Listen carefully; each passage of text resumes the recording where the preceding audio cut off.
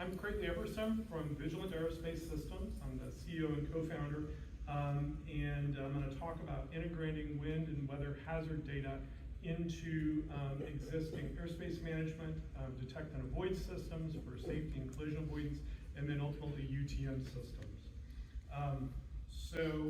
We are very much in the operationalization business, so I'm excited that there's been a lot of discussion about that. We're not in the data collection business generally, although there's a certain amount of data collection that our system can facilitate, and we're definitely not in the wind and weather hazard modeling business. We're very much a consumer of those sorts of services, which is why I'm so excited to present here, where there are a lot of people that do that and can help out with beginning to solve this problem.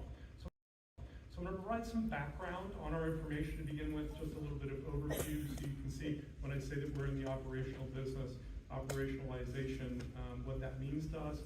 Talk about just a few projects we're working on, and then I'm talking about how we use weather in context now, and I think that'll be really interesting in the context of some of what we've heard about what's being developed.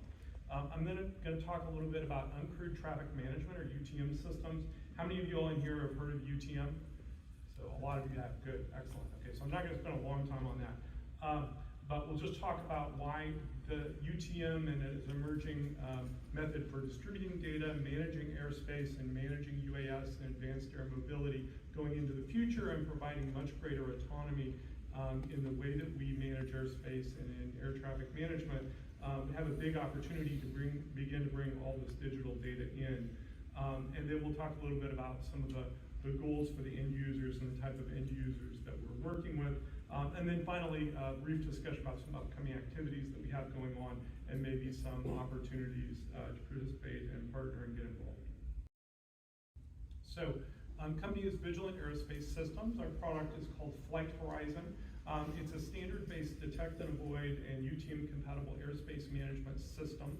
And as you see some screenshots, you'll understand what I mean by that. It is multi-sensor system, can be hosted in the cloud. We also have workstation and server versions that are installed various places.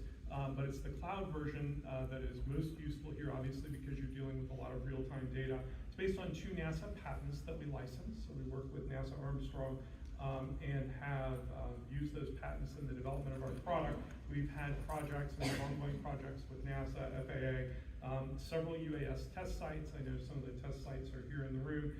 And then we have multiple Air Force and civilian projects ongoing right now. The system uses both local sensors and online data sources, including FAA data and weather data in the system when those things are available. The system won the NASA Commercial Invention of the Year Award in 2021. So that was great recognition for us and has really helped our mission. This is a screenshot with some labels just so you understand the basics. When we're talking about airspace management with integrated standard-based detect and avoid, we're talking about tracking where a UAS or an AAM aircraft is located at all times in the system, providing this hockey puck shape, which is your well-clear distance that the UAS would need to maintain from other aircraft in 3 dimensions. An in-max, so a near mid-air collision distance in the middle there, and then other aircraft that are coming into the airspace and what their trajectories are projected to be for those aircraft, so that the system can provide a resolution advisory. So this is actually using ACAS SXU as its algorithms from the FAA, so that you've got a standard command to do that avoidance. So this is really basic collision avoidance, and the question becomes, how do you add other hazards into a system like this? I won't spend very long on this, but there's a couple of things I want to point out. This is just a system diagram of how the data moves into the system. The software sits in the middle. We're primarily a system integrator, so and a software developer. So we pull in the data from the flight controller, from radars, from transponder receivers, and then we also pull in real-time data. And something that was discussed a lot today is pulling in information from supplemental data service providers. So there are emerging technical standards for how SDSPs provide and publish that data, the accuracy and precision at which that data has to be provided, how you report that in the metadata, and then how it becomes useful for a service like ours to be able to use it as an embedded part of the safety service that we're providing. So that's a really important part of this that comes in here. This is a NASA Airspace manager here actually using our system for some supersonic test flights that they use it for pretty frequently. They were actually tracking their TFR and the location of the aircraft. Very briefly, I'll just mention a couple of projects. The NASA ULI WindMap project, which is organized by OSU, and Jamie Jacob is here, has been helping to lead that. Is a project that we've been involved in, and we're reaching the end stages of that. I'll talk about that a little bit, and are eager for implementation of a lot of the research that has gone on. We're also building the new onboard detect and avoid system for the Air Force's new secret drone, and that's going to obviously eventually want to have things like weather hazard available in systems like that. We've also done contracts with the FAA. Northern Plains UAS Test Site has one of our servers, for example, and then we have some other projects that we've done. So I'm going to show a few screenshots here very briefly. So our system is a fully standards compliant GIS system, in addition to having the real-time sensor data and the edge network components to pull that data in, parse it, normalize it across all the other systems, and then use it in our system so that it can display, for example, trajectories and show you where you need to move to avoid. But it can also display a lot of map layers. And so we have, for example, the FAA's obstacle layer in here. We have airspaces in 2D and 3D, so you can look at those airspaces. We have the ability to geofence, and it's the emergence from that geofencing capability. Either you must stay in this area, this is your authorized operational area, or you must stay out of this area, you're not allowed to fly over this area, it's sensitive. All of those capabilities are built in because it's a GIS system, and it will provide the same sort of warnings on those things.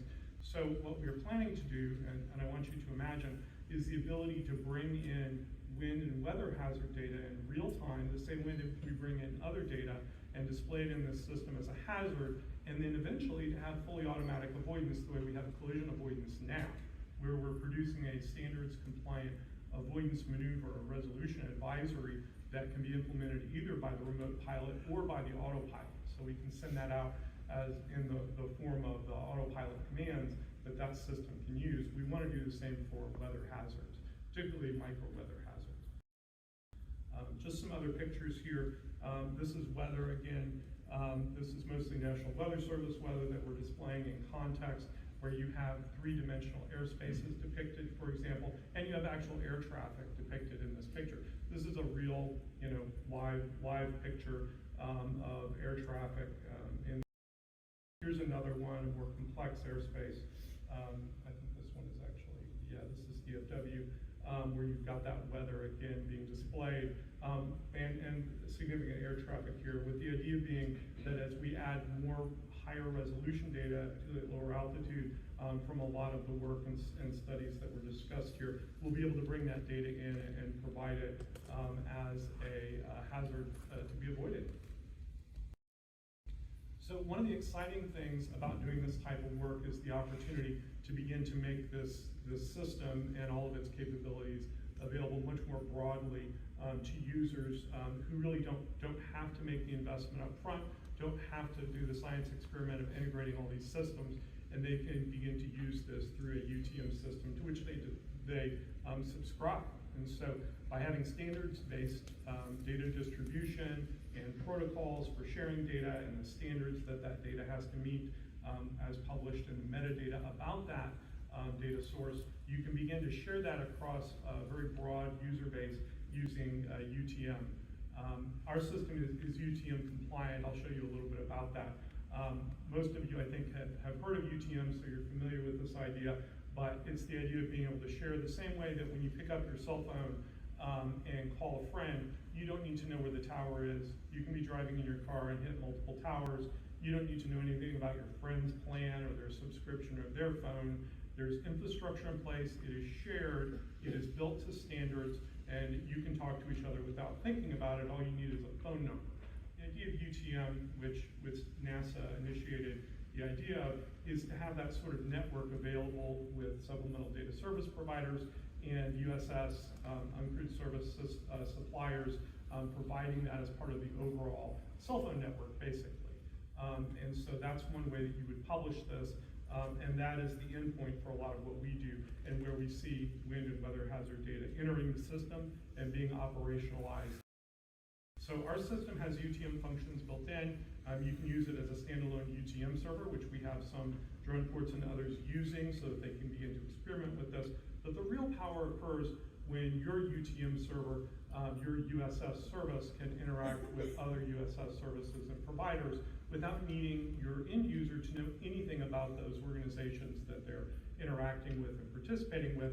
And you can begin to provide this subscribed data, whether it's a radar source for tracking non-cooperative aircraft, or ADS-B sources, FAA sources, or ultimately, of course, wind and weather hazard sources that can come into a system like this, be published and be used as part of your overall safety scheme in real time, right? So that's why we're really excited about this. So what are some opportunities that distributing the data this way presents to the industry? So real-time data distribution with a fully digital and highly automated environment and infrastructure is obviously opportunity number one. And that's been talked about a lot here. That's very much what we want to see in order to make this happen and to make these systems really available. It's highly scalable and can be highly resilient because it can be hosted in the cloud with backup local servers and systems, and they can all talk to each other using these standards.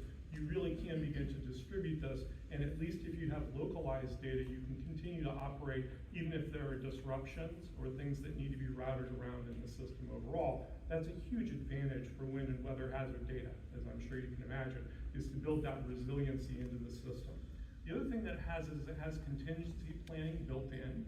So when you're using this system, you have requirements about contingencies, about where, for example, you might land your aircraft in an emergency, what things your aircraft is required to get out of the way of all the time, for example, and all those things can be built in, and weather hazards can have an impact on that.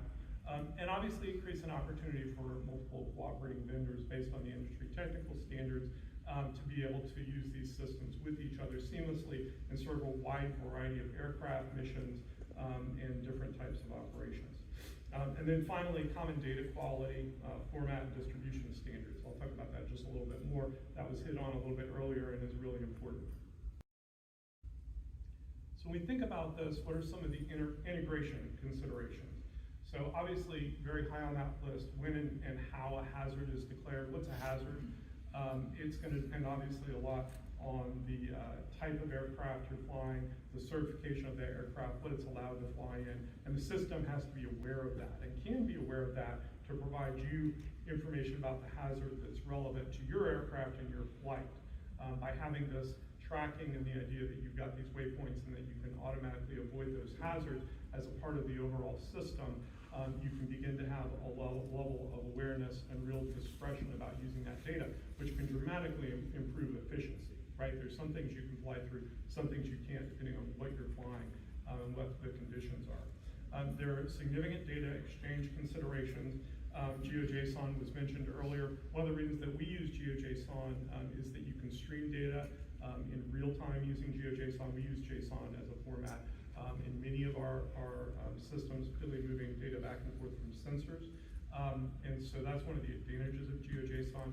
It is an OGC compliant data source when it's used as part of an API. There was a question about that earlier.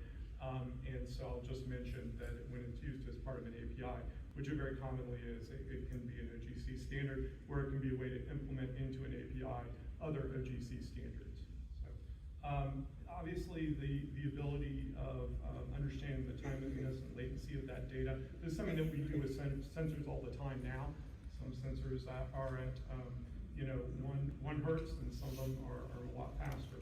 And so we have to deal with that in the way that our system integrates those sensors and fuses that data. And then understanding in the metadata, the accuracy and precision of that data is very important in implementing these things.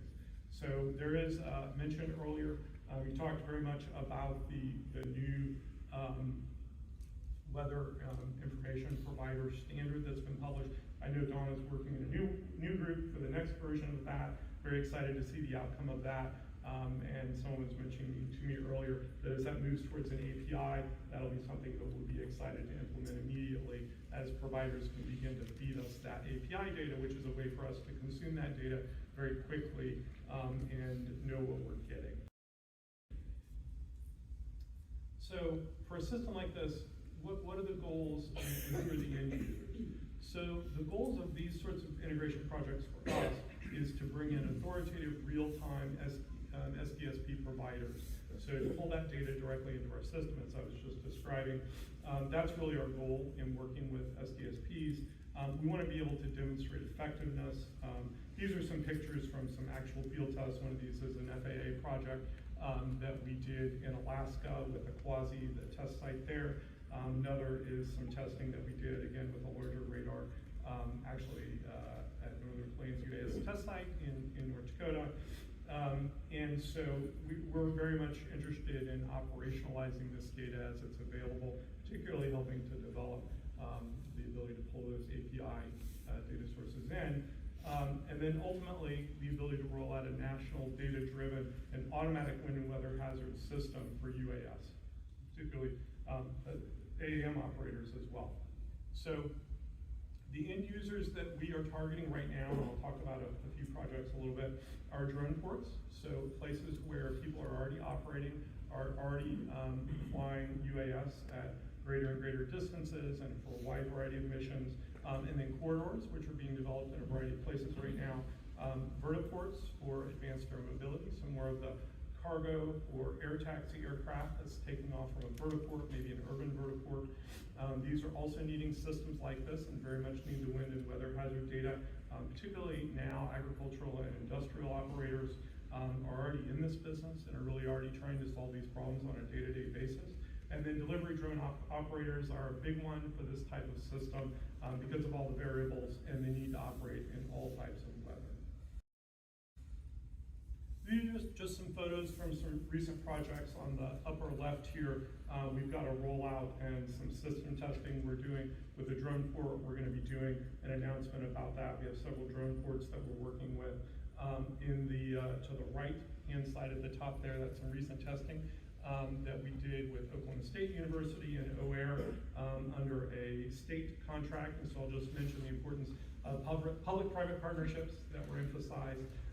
We benefit from that, and all of this infrastructure obviously has a strong public sector component that will be impacting it and enabling it.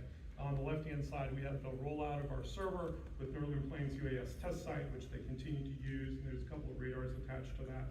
And then on the right-hand lower side here, we've got some supersonic test flights with NASA using our system for doing safety for flights actually off the Gulf Coast. All right, so some upcoming activities. We do have the NASA ULI WindMap demonstration flights, which were mentioned earlier, and these are going to be in Tulsa in September 2020, so we're looking forward to those. We're seeking real-time data providers for those and have some partners lined up, but I think after ASARA, that'll be a really interesting opportunity if you want to come out and see systems like this in the field. We have lots of other opportunities if you want to come out and see it as well. But that's one that we're targeting particularly pulling in weather data for that. We're also working with drone ports, and we're very much seeking drone ports in addition to the ones that we're working with now. We're seeking UTM and detect and avoid solutions as places where we can begin to pilot particularly weather hazard data and do standards-based service delivery. So thank you all very much. I am happy to provide some time for questions.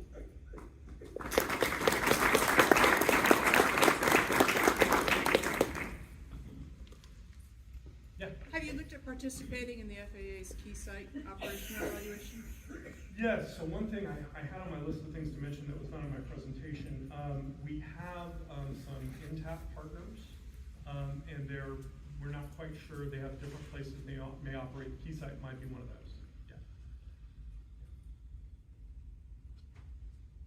Yeah, NTAP is really important for all of this to work. The FAA, the idea of creating a path and a process that service providers like us and other sorts of SDSPs can get involved in to have certainty that there's a process that we can get to where our system can meet certain standards to be usable for different types of variable risk operations. I had a question going back to your previous slide, just for more of a clarification. So for the NASA ULI wind map demonstration, is that part of the ISAR flight week, or is that separate from the flight week, which would be in September as well? Ask Jamie that question. I don't know the answer to that. I think my company is still in planning. They may know better than I do. Jamie, I was just curious if that was part of the flight week campaign, or is that separate? It's still under discussion, but that's currently the plan, and so if you're interested, we will be conducting a flight campaign predominantly focused on urban impacts, UAS observations, looking at things such as heat islands and impact on turbulence. So if you're interested in participating in that, just reach out and we'll be happy to provide more information. The other point is that as part of the WMO demonstration campaign, which is linked with Flight Week, we are making that data collected by UAS available in real time, and so that could be a mechanism that you could pull that data. I took notes throughout the presentation. Yeah, I'm very interested in that. Yes. Most of this was obviously UTM related, but you had one bullet that said vertiports and AAM. Can you flesh that out a little bit more for me? Yeah, so vertiports as primary operating points and AAM generally are expected to want to use similar data sets to what we're discussing and are being developed for UAS. Because they are smaller, newer types of aircraft, they tend to be operating at a lower altitude. There's going to be strong overlaps, and there's already strong overlaps in the development of aerospace management between the UTM folks and the AAM folks. That's already happening. But where we see it as a company is in detect and avoid. So a percentage of our business is very much AAM. It's larger UAS. Some of those are military, many of those are commercial, where we're developing detect and avoid systems. But the reality is, if you have better wind and weather hazard data that you can feed real time into an automatic airspace management system, we think that's going to be very valuable to AAM operators, particularly for the types of short hops at lower altitude that we expect they're going to be doing. We work with some of those companies, and we actually do extensive simulation and modeling of those flights and collision avoidance. So those flights and the types of sensors and where they need to be in order to do collision avoidance effectively. And so bringing that wind and weather hazard data in to those same sorts of simulations as the aircraft and the support systems are being developed, we think would be invaluable. So do you use authoritative detect and avoid sources for for incorporating some of the supplemental things like an ASR 9? And do you anticipate incorporating a similar process to validate some of the supplemental weather data sources? Yeah, we'd like to as those standards emerge. So we do use data, and we integrate, for example, with the ASR, DASR 11 and the ASR 11 in a very few circumstances, right? So those are intended for higher altitude for air traffic management, and a lot of our customers, of course, are flying at lower altitude and are doing either onboard or ground-based networks for detect and avoid, right? And so we integrate ASRs and DASRs when needed or where that's appropriate, which a few places it is, but mostly we're actually deploying systems or using systems from an SDSP. We're actually providing, as an SDSP, lower altitude radars, digital 3D radars that are intended for doing air traffic surveillance in order to feed the system. So that's the reason NTAP and other things like it are so important, is that there's a path for those sorts of infrastructure and infrastructure providers like us to begin to have a routine path, not just waivers, not just exemptions for specific types of flights, point A to point B, but to have broader authorizations. The standards help with that, becoming a means of compliance, so that the FAA can certify that essentially as a system, and then go through a near-term approval process for those types of systems, are all things that the FAA is working on to make all of that easier. Would that be a similar pathway process then for some of the supplemental weather and wind information? Yeah, we would hope that would be the case, and I don't know, somebody else may know better than I if the FAA has gone ahead and incorporated the weather into, for example, INTAP. Yeah, yeah, yeah. Okay, thank you very much. Thank you all.